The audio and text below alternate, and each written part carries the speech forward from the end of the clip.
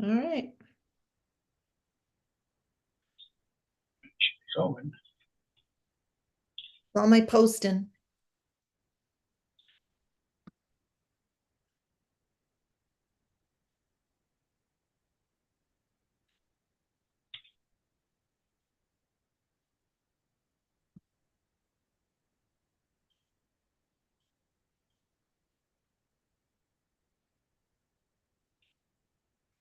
All right. I wonder if We it, are. I'm gonna just close these blinds a second, Ron. Is All right. All right. that better? Let's see. Or is that worse? What do you think? Let me see. Is the lighting okay over here? Oh, looks fine. Yeah, looks I fine. need professional lighting. Looks fine on my end.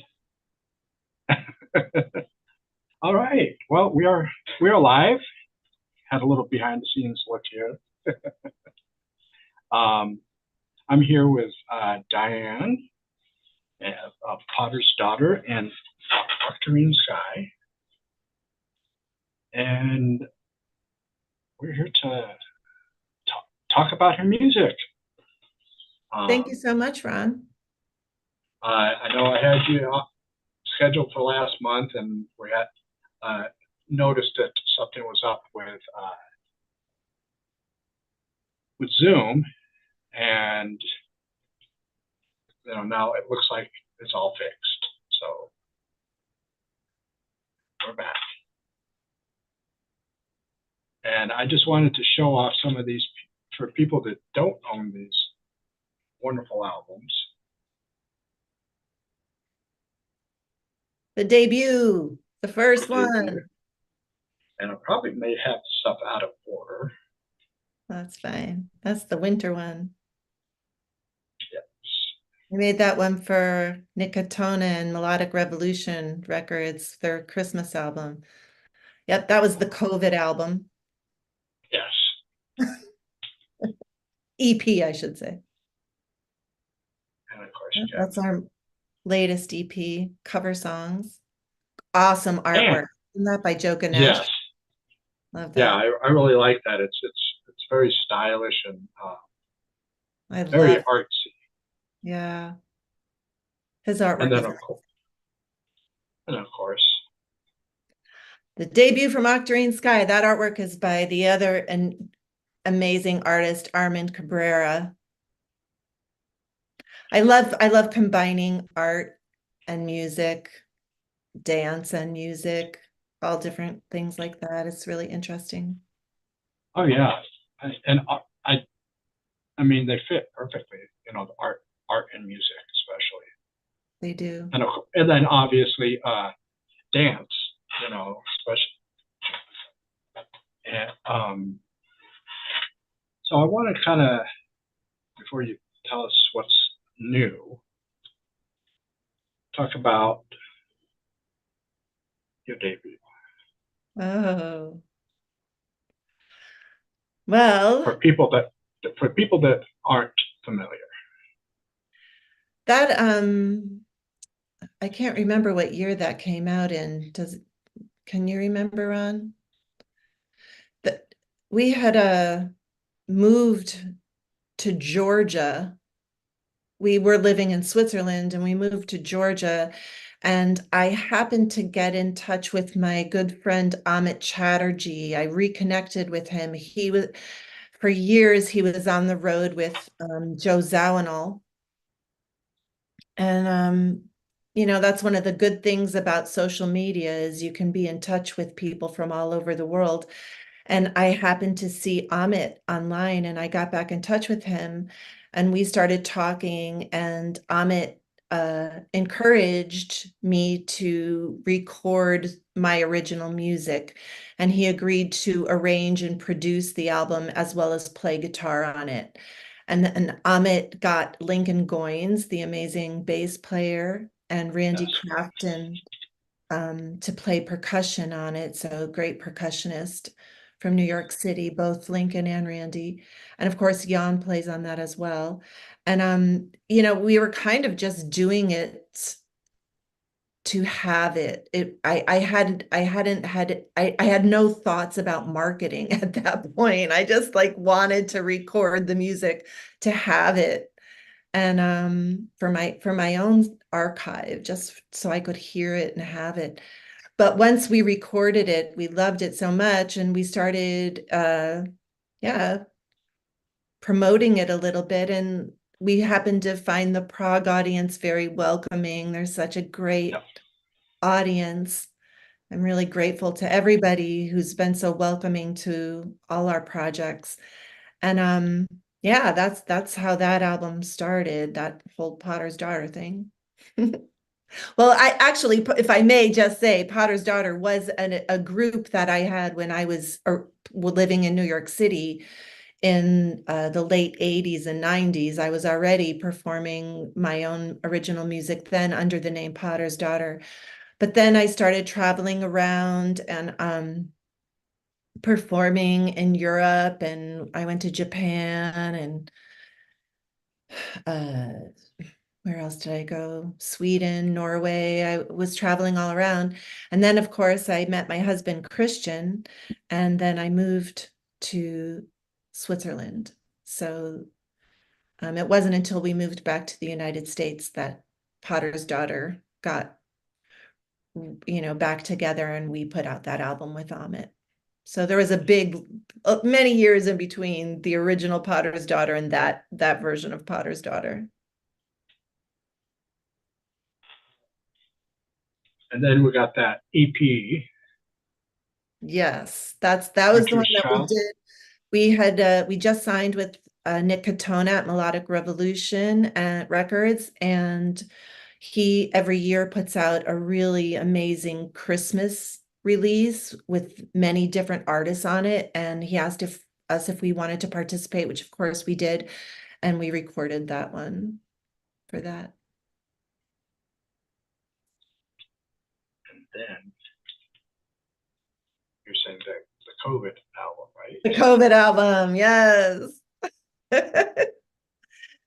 Yeah, I think And a lot of this, artists have a COVID album, don't they, Ron? I think a lot of artists do, yeah, a lot of prog artists. Uh, and this is the one that has that song that I was listening to earlier, We Could Be. Yes, after the whole thing with George Floyd was inspired from that. And then We Could Be was the only singles that we've in any of our groups so far really invested in a music video by the amazing filmmaker Serena Kunzler, and she made that video for us. Now, I was telling you off camera that I was looking at the video on YouTube and I saw my comment, and so I listened to the song again, and I said, still 4 years later, it's still a very powerful song. I mean, and I Thank you. like that you put the lyrics in there for people to actually to visualize it, and then the video, it was amazing. I mean, Yeah, she did an amazing job. She really did. yeah, it uh, I think that's, if I recall now, as one of the more modern protest songs that, at least in Prague, I don't know that there's any other Prague protest songs, but it's like it was so fitting, and it still is to this day because we're not out of the woods yet. No, we're not out of the woods yet. And then we Yep, come just felt up, like we had to say something, and so we did. Not everybody agreed with what we said, but I suppose that's how it always goes, isn't it? But we felt compelled to add our voice to the situations. well, all protest songs they'll have people that are not, they don't like that kind of stuff. They don't like making waves, but in order to change things, you have to kind of make a little bit of waves. And if it brings up conversation, then it's already a success. Exactly. And then we come up to your weighted keys, to the latest EP. Yes. three cover songs, one by Tom Kelly, beautiful, beautiful instrumental piece that I love so much called Catherine. And of course, a And, Kate Bush. and speaking of that, Nikki's in the audience Is in the she? Hi, chat. Nikki. Yeah, Nikki is the one who gave me permission to record a piano version of Catherine.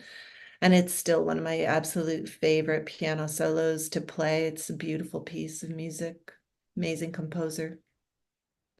And of course, a cover by Joni Mitchell, one of my favorite, of many favorite Joni Mitchell songs. I'm sure I'm not alone.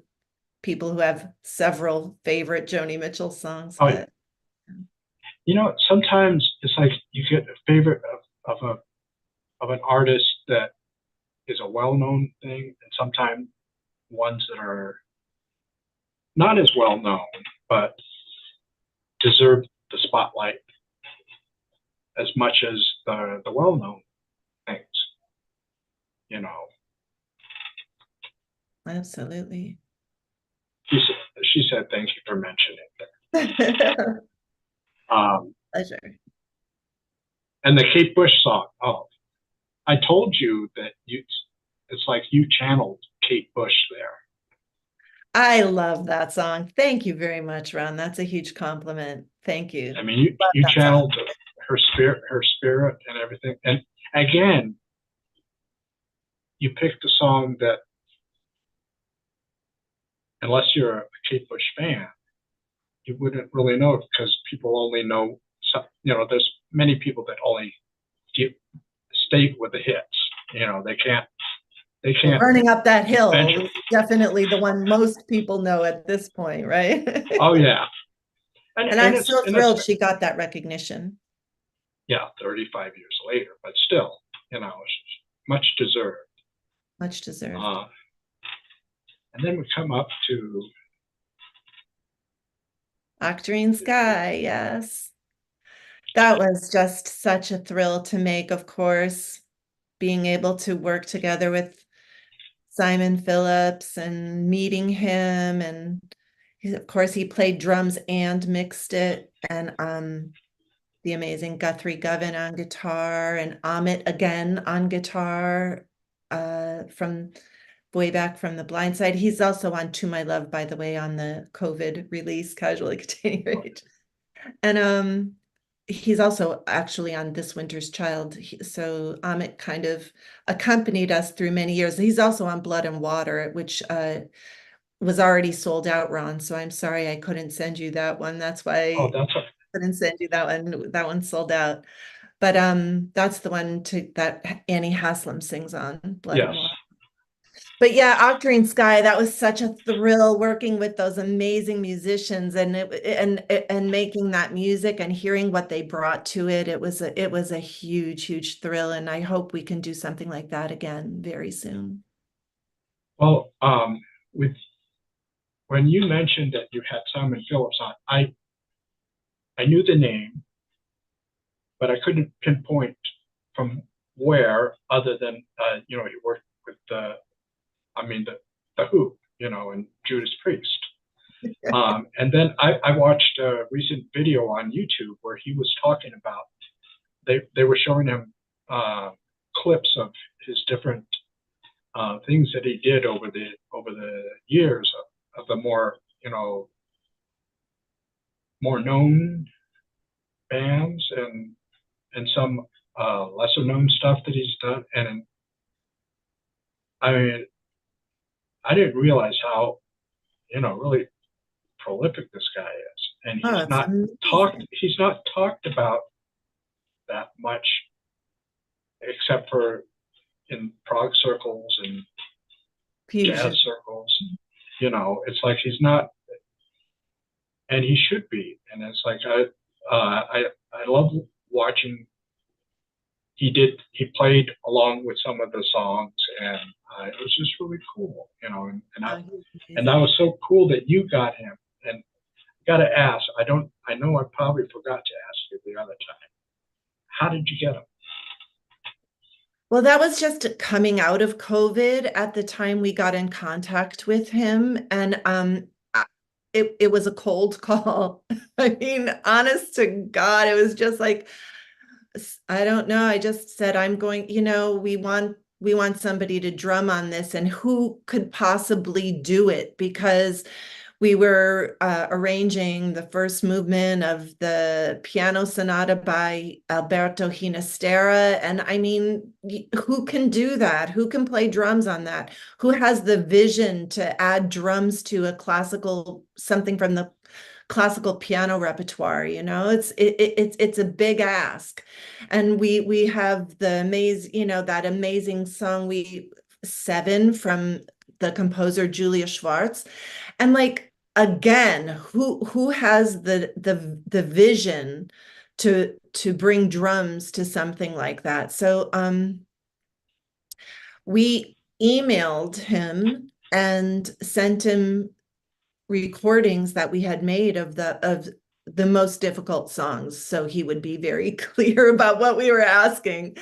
And he Right. wrote back and said, yeah, he would do it. And of course, I fainted. And by the time I came to, then I started screaming, oh my God, I can't believe it. But Right. It's yeah, amazing to kind of get your heroes. It's nice to, you go, yes, I'm a big fan of yours, but then for them to be on your album or playing with you live or something, you know, it's like, it's just incredible.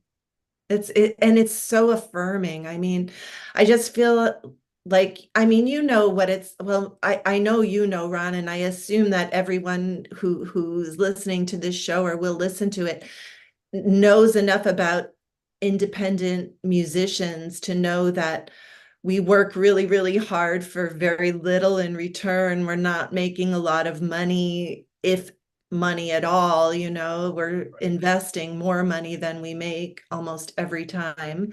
And it's a labor of love. And to have someone like that, like Simon Phillips and Guthrie Govan and Amit as well, say, yes, I like your music enough that I'll put my name on it. And then the way they played on it, the performance they made, the thought that they put into their parts, in my opinion, I mean, I'm just so, so very grateful to them. They really, really changed my life, if you want to know the truth without sounding too cliche about it. well, I'm sure you're probably in the back of your mind, you're probably like, going, I can't I believe it. was like, oh my God. It's like, you probably the nearest person pinch me, see if this is actually happening. Yeah. And Jan went and was able to work together with Simon in the studio, and you know and then I went out to as well, and we got to meet him, and he's such a good human being, such a like a authentic human being. And of course, yeah, it was an amazing experience. Yeah, from what I've seen on his, those videos, because you know, because of the algorithm, his name pops up on my, recommended list almost weekly, and just the recent time was just where he was reacting to his own music, and I forget what was. It was a song that it was a Pete Townsend song, "Give Blood," and he said how he did a different arrangement than the original, and he was kind of, I guess, concerned if it was going to work, and I guess Pete liked it. So, There you go. uh, so now that brings us to the present. Um, what have you been up to musically, and what can we be expecting in the near future? Well, I'm very happy to say that after going through the process of moving, we're in the Chicago area, and so far we're loving it, by the way. And we're doing some renovations to make a studio, and we started rehearsing. Jan and I started rehearsing. We're going to do an instrumental album, just piano and bass. And Jan, I don't know if you happen to see that online, but the amazing luthier from California, Tom Rebecki, made a 7-string bass for Yes, Jan. I saw that. And so Jan's playing the 7-string bass on these pieces for this album. And it's really in the classical school, in the sense that it's through composed. It's not verse chorus like that.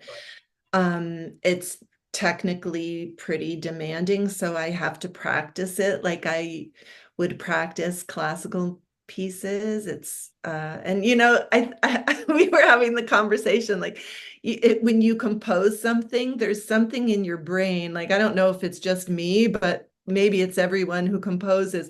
If I compose something, I often think I should just automatically be able to play it, but it's not true. You have to actually put in the time at the keyboard and learn it. So we're rehearsing it, and it's so fun, Ron. It is so fun. And I can't wait. What our long-term goal with this is, we want to do some small performances, quite a few of them, if we can arrange them. So if you know anywhere by you that has a small venue, or anybody that wants to host us for a house concert, Ron, Right. or anybody who's listening, we do have a couple leads around the Northeast primarily. Let's say between Baltimore and New York. Right now, we're looking at some places.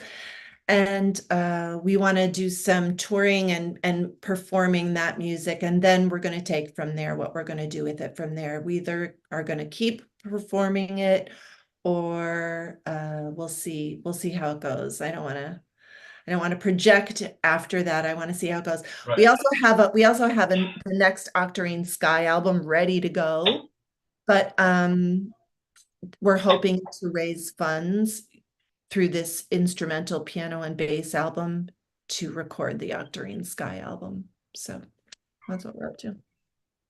And are you getting uh, Simon Phillips back, or? Well, Simon did say he would play on the next Octarine Sky album. And of course, he's the first person we will ask. And I'm sure it just depends on his scheduling. Of He's course, really busy. But yeah. we sure hope so. We would love to have him, that's for sure. And as I said, he'll be the first person we ask when we're ready. And then of course, Guthrie. Yeah, we want to ask Guthrie again as well. But I'm sure you've seen Guthrie's touring schedule. He's Oh yeah. all over the world right now. So yeah. But let's see, just take it one step at a time. Oh First, yeah. piano and bass album, and hopefully as many performances doing that as we can, and see what comes from it. That'll be cool. I'm really looking forward to it, because I haven't played this kind of music in a long time. This kind of it's really based in classical music. Of course, there's a lot of jazz in it as well. There's improvisation in it as well. So it's really fusion in the Webster's dictionary definition of the word fusion, between classical and jazz, where we've used a lot of jazz elements in the arrangements of it, a lot of, in the chordal structures and things like that. But it's also heavily based in the classical music repertoire. So it's just so fun, because I'm classically trained. So, I have 2 degrees in classical piano performance. So classical piano repertoire has been a huge, huge part of my life from the time I was 3 years old. So it's just fun to delve back into that pretty seriously. Oh yeah. That I was into classical music ever since grade school, and Really?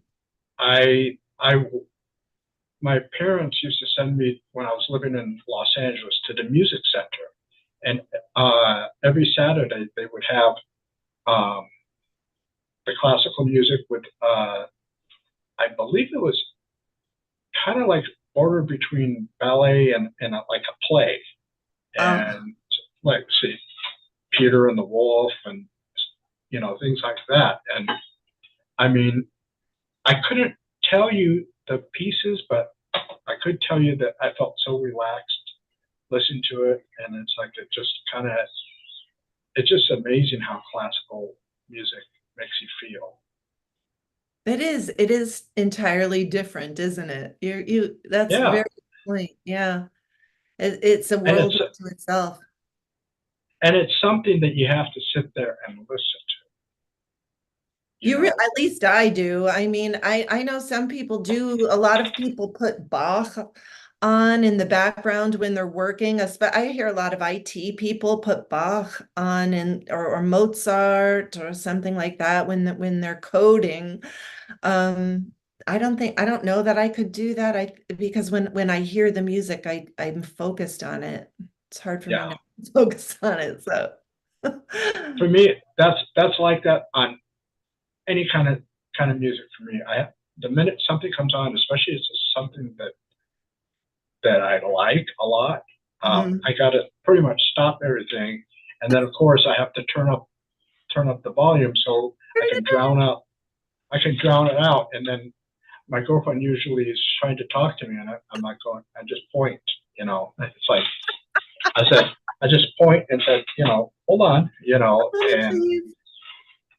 uh, but yeah, there is a lot of places downtown here in Bangalore that possibly, I mean, there's a there's a club that not only do they have a bar, but they have little rooms where they have uh, movies.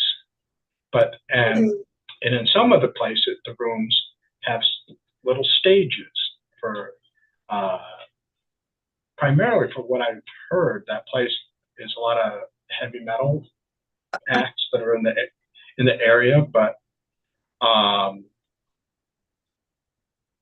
I think that would be a nice little place because it's very cozy Mhm. and very intimate type of a setting.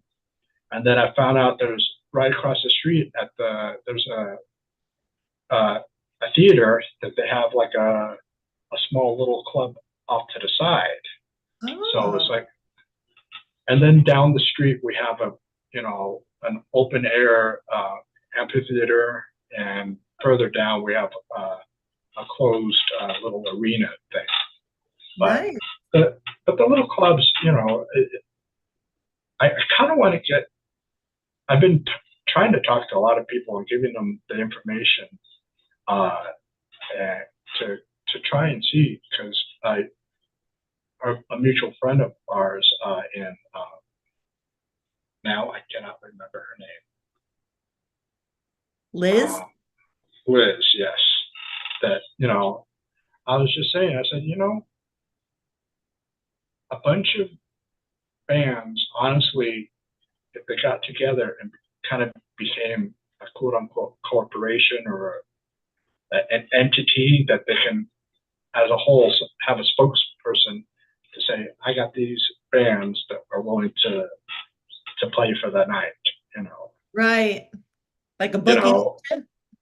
yeah, like a booking agent, someone that can do that for that. And it just, it would be amazing because, because we've got a lot, uh, we do have a lot of, there's another one called the Bangor Arts Exchange, and they do play a lot of folk music there, some classical. So Oh, that's really? another place. Now That's that another. sounds good because I think that what'll be challenging in our project, Jan and I, with this piano and bass project, is style of music. So I feel like it will appeal to certain classical music audiences, and I feel like it will appeal to a jazz audience, and I feel like it will appeal to a fusion audience. And it will appeal to the prog audience that likes that side of prog. You know, prog is a Right, huge umbrella. So, the people who follow prog, who like protocol, who like the aristocrats, who like, the instrumental side.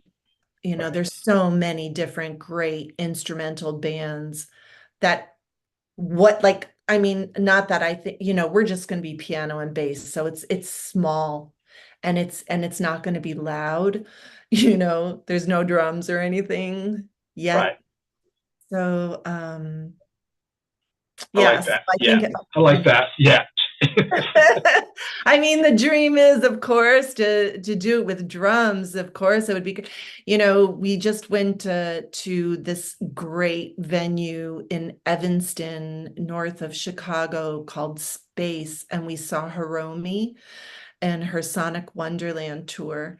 And I mean, if we didn't want to have a drummer before, we want one now, I mean, right, that like it was amazing. And of course, Simon played with Hiromi, all of those great, great albums with Anthony Jackson and Simon and Hiromi. It's just like, you know, amazing. And it's easier with, let me just say, it's more difficult without a drummer. It's more difficult, to play technically demanding music without a drummer. So a drummer would make Jan's job and my job way easier. right. But it's hard to find Yeah, somebody to play it. yeah. And I was telling you that one theater that we went to last month uh, in a neighboring city. It's on the University of Maine campus. So Right. a lot of the students there tend to go to a lot of these different shows that are going on, to different things. They got musicals, they got plays, uh, comedy stuff, Nice. you know, bands that are playing, so it's orchestras, all everything. So it's a lot of good stuff. Well, we're going And to put together a kit, a press kit and all of those things when we're ready, and I'll send you one, Ron. okay, sounds good. See? Um, Nikki says she's looking forward to the new release. Thank you, Nikki. I'll send you a press kit too. But you're pretty far away, Nikki. Still never been to that Any, part of the country, so never know. you know, you never been out west? Not that far north. Oh, okay, yeah. Yeah. It's very different as you're going up the coast, how it literally becomes a different section, you know, because years ago we took a train ride from San Diego up to Seattle. Did Uh, you? How long it, did that take? that was a 2 day trip. Uh-huh. It was just, I think, a day or two after Christmas, 1979. And it was just amazing. My brother and I were just in awe of being on the train. And then to Yeah, look trains are out, great. look out and see going from what my dad would say, we're going from civilization out into the middle of nowhere. Because once we hit into Northern California, it was such a different. Yes. Yeah, that's very true. It is, but we're kind of a cultural wasteland up here too, and it'd be kind of nice to. I mean, we've got a lot of people that are interested. Yeah, I I I recommend it. Start off down at the bottom or start off at the top. They do train rides from your area out west to Right. either up to the Seattle area, the Bay Area, down to I LA, like driving though. But yeah, driving is good, but it's like with the train, you're letting someone else drive. You can actually pay attention to what's going on around you. Yes, you're Um, right about that, Ron. I mean, when we lived in Switzerland, we took the train all over probably, well, there's so many beautiful train rides. And of course it's beautiful because, you can get something to eat on the train, you can get a oh glass of yeah, wine on the train, it's traveling in style, right? exactly, exactly. It was for two. My brother and I, at the time I was 13 and he was, well, 5 years younger. Uh, it, it was an adventure for us. Right. It is an adventure. And then of course going from no snow to snow, it was it was like, and the place that we went up to the Space Needle, you know, Cool. and I think when 9/11 happened, they stopped people going up there because Mm. they got people got paranoid. I think they still are, but I think they've since opened it. But what that restaurant was so cool is like it was rotating very slowly, so you got to see a panoramic I view of heard the about city, that. That's right. and it was just a nice atmosphere. I mean, 13-year-old uh, didn't care too much about it, but from memories, I was like going, that would be something as an adult to go. Right. Yeah. And of I course, can you imagine playing your music up there? No, but I would be happy to try. Yeah, if you're afraid of heights, that might be. But the rotation of the room is so slow that you don't even know it. It's slower than an Really? escalator, much Okay. slower than an escalator, and about the speed of when you go to some airports where they have that Okay. little walkway thing. Right. About that, but it's That's wild. but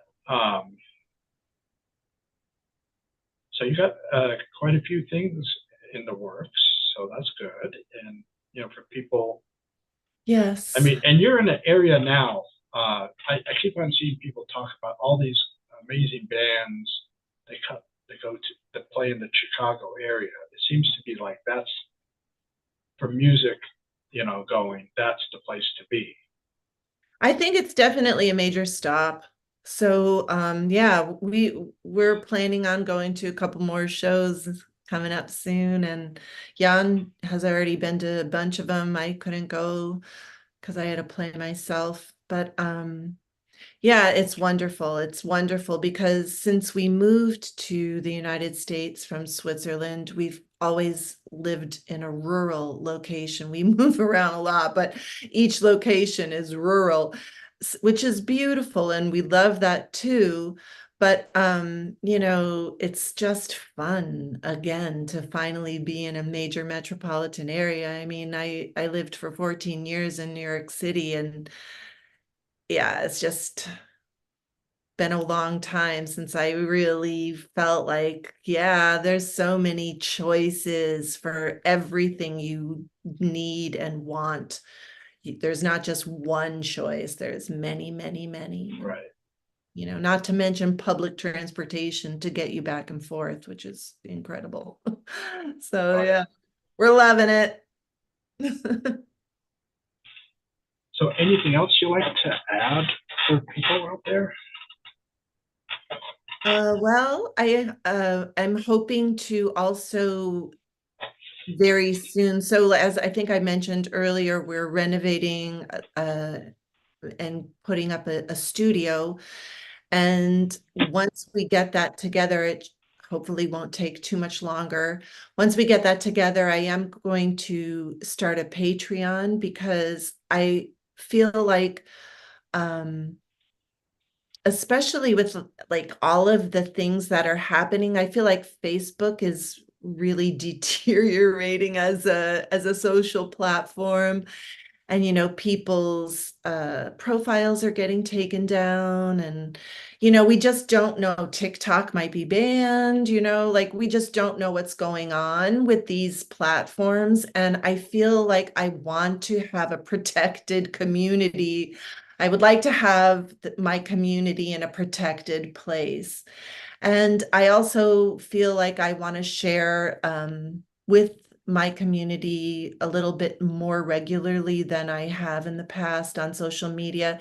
And I feel like I would feel more comfortable doing that in a protected community, like Right. a Patreon community, you know what I mean? Because like, there are a lot of there's nastiness on social media, which we all know. And like most people, I am not immune to that. And so, yeah, so I'm very much, I want to also share some piano tips on that. So I Oh think yeah. that'll appeal. There'll be like a couple different areas on the Patreon, somewhere where, we'll just be hanging out and sharing music. And of course, I'll be playing and stuff like that.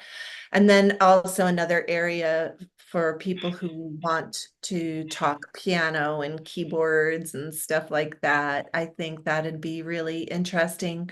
I get a lot of messages from people who like to talk about piano and technique and repertoire and all the sorts of piano related and keyboard related things. So I think that'd also be really cool. So I'm looking very much forward to that. And of course, I will let everybody know when I finally get that together. Hopefully it won't be too long.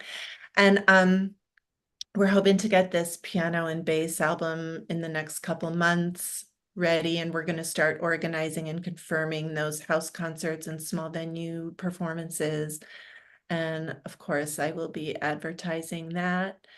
And down the road, there will be the Octarine Sky album. And we also actually, I have a complete Potter's Daughter album also ready to go. So it's just a question of, we're hoping that with the creation of this studio that we can uh easily create the music that we have and that we want to do, and create a space where we can share it easily with our online community. But we also very much want to get out in front of people in person and connect with people in real life. Right. And Yeah. it seems like there's a lot of bands and artists that are doing that Patreon for that particular reason. Yeah. Uh, and plus also it's a great way. I mean, there's quite a few that I've seen that they even like host like a chat, and Online, you mean? yeah, they do a Oh, chat thing. yeah. Yeah, And so I'm going to do that on my Patreon too. Because, again, like if you host a chat on social media, it's hard to control who participates.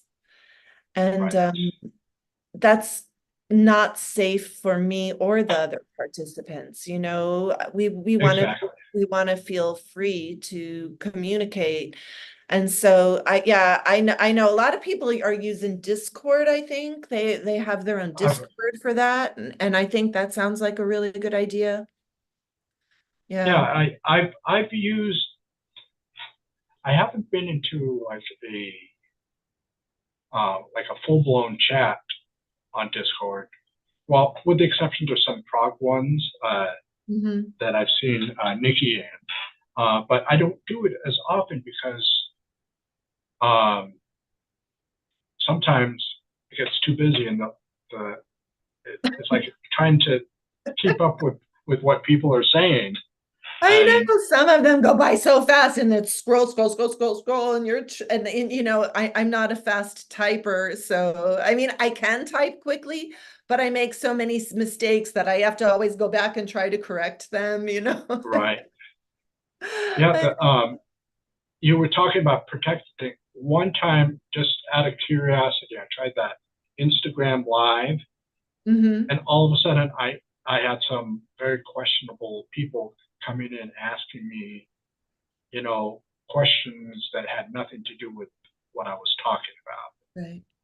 And I was like going, and then they were getting very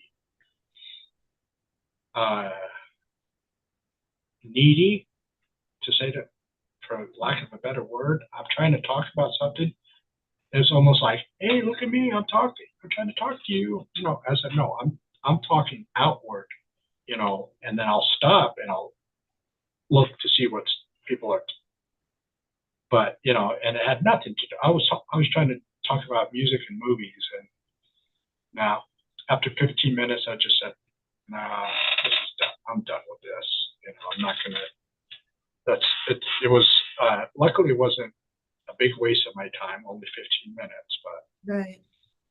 and then of course, you know that Twitter, now X, I Platform occasionally formerly known as Twitter. I keep on taking a peek over there, and it's like, well, there's still a lot of the people that I follow, but in between we have there's always that like a little box that says, sensitive material. Right.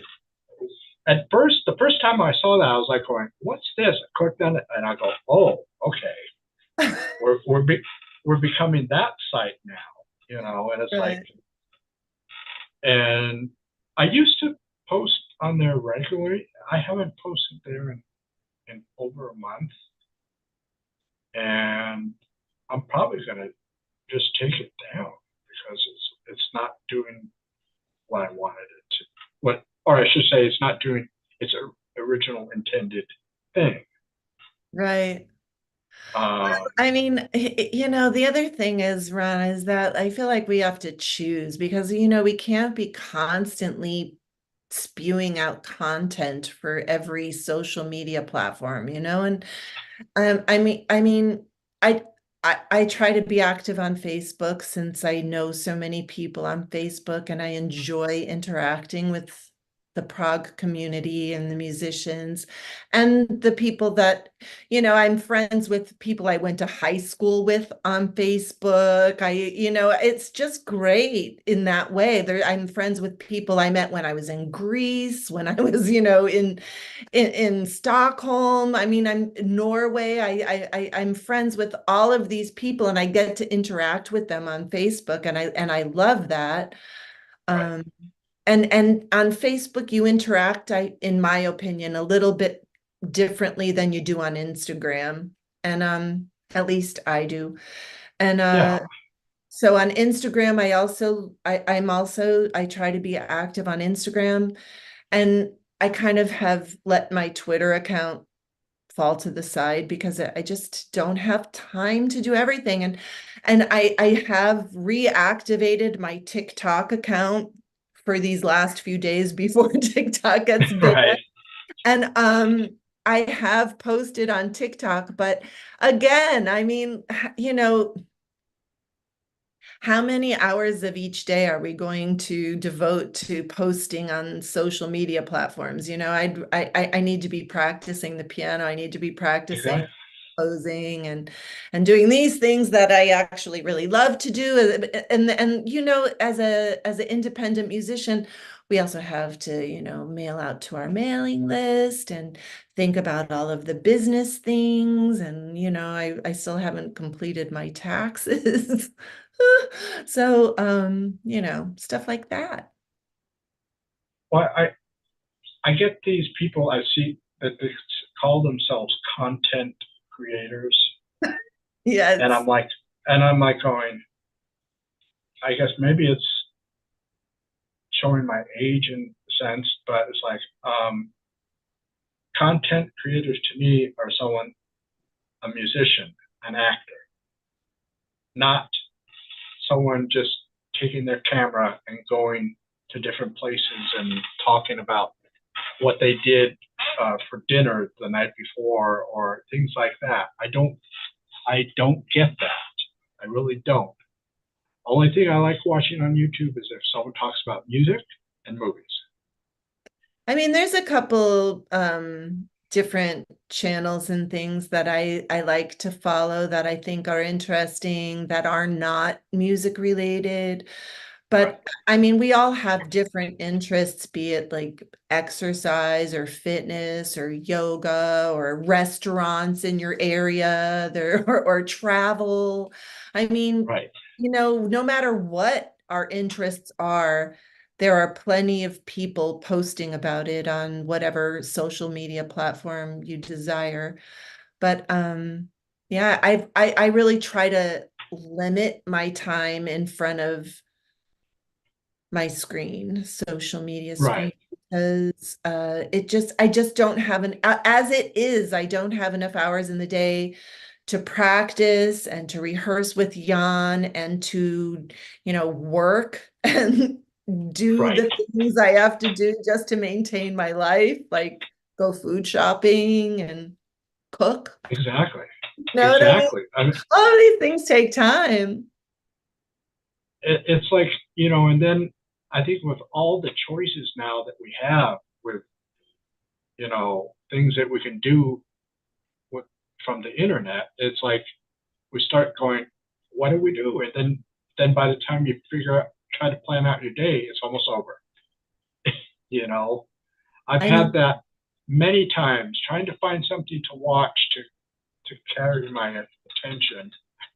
And sometimes I spend more time looking for the thing than actually watching. And so it's like I started a new thing, and I hope it's going to work. Where I start on a pad of paper for people out there that it's a paper that you can get a pen and actually write. You don't type in, but you write on the page, and A you can piece of paper? a to do list. Where you say this is what I'm going to do today. I hate doing that because it seems like I'm trying to schedule out my day, Hmm. but I with so much totally schedule choices, out my day. I it schedule out my day every day. it's like with so many things to watch and listen to, it's like what and and recently I've gotten to the point sometimes where it comes to music, it's like I'm listening to one song, and all of a sudden, out of the corner of my mind is like saying, "No, you need to listen to this song," and then stop it and you go to the next, and it's like I'm trying to go, hold on, hold on. I'm not, I'm not the 2 minute person, where it's like every 2 minutes I get bored of what I'm listening to. I'm trying not to go there because it's like we were saying earlier, this music demands your attention.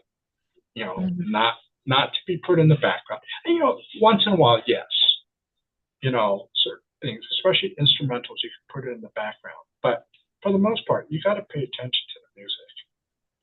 We were Because, talking about that very thing recently about how there's so many things as an independent musician to think about. There's so many things to do. There's the creative side, there's the performance side, there's booking the performances, there's the whole admin side, there's the social media side. Like there's just so many things to do that it's hard not to feel frantic about it, and I do realize that it's been, what is it now, 2 years since we released the last album. The Octarine Sky album was the last thing we put out. And I know that that's kind of a long time. And according to today's music industry, we need to get moving. And I do know all of that, but I have to just tell myself that I am allowed to go at the tempo that is right for me. And exactly. I have to do it that way. I can't force things around me over which I have no control to go at a different tempo. So yeah, so I am working really hard, and I do hope that we'll have new material out very soon, and I'm really psyched about it, and I'm really having fun practicing it, and I don't want to rush it because No, right now I feel like we're really putting a lot of love and care into every section. We're trying to find something beautiful in every section. And we were just talking about that. We were rehearsing before I jumped on with you today, Ron, and we were saying, we instead of just saying, oh yeah, let's just play this for this part, we're really spending time trying to create melody and beautiful harmony and interesting rhythm and how it's going to work together and counterpoint and all of those fun things. And it's just takes time to do that, but it's very rewarding for me personally as a musician, and I hope it'll be rewarding for the audience as well, for the listeners. Looking forward to it. Yeah. I used to, when I was younger, used to always want the bands to put out albums every year. But as I growing older, it's like you by putting something out annually, you're not really letting people digest each album. I mean, I mean, I suppose it's different if you're huge, right? Like if you're right, huge, if you put out an album and everybody knows about it right from the day it drops, like that's different, right, isn't it? But right, I mean, the majority of the world still has no idea that a band named Octarine Sky exists and that, there's an album out there called Close to Nearby. So I feel like I have to continually promote it yes, because the majority of the world has never heard of it. And, I'm sure my Facebook friends sometimes think, oh, here she goes again. But that's our job, isn't it? yeah, It's yeah. our job. I mean, I constantly remind people, when I'm doing a show, because it seems like, well, once it's gone from the main feed, it's like unless someone likes to, what do they call it, doom scroll, or they just like go in depth, you know. I I haven't gotten to that point, but I hope not. Doom scroll. yeah, that's something. And Nikki just says working at the right pace is the right thing to do. I think that being pushed is often what kills bands, especially if they're successful. A bit of nudging is one thing, but heavy pressure is almost detrimental to art. I agree. I agree. I I, agree I 100%. mean, It just creates more pressure. And like I feel like most of the musicians I know, we're already applying enough pressure to ourselves. Like the voices in our head are making quite a bit of pressure already. So yeah. right. And if you are under too much of a time crunch, then you do start skimping on the complexity of each section that you're creating, right? Right. I Takes agree. time. Yeah. But but that's the beauty of it. It's the process of it. I mean, I love it. I love doing it. I love the whole creative process. I love practicing it. I love rehearsing it.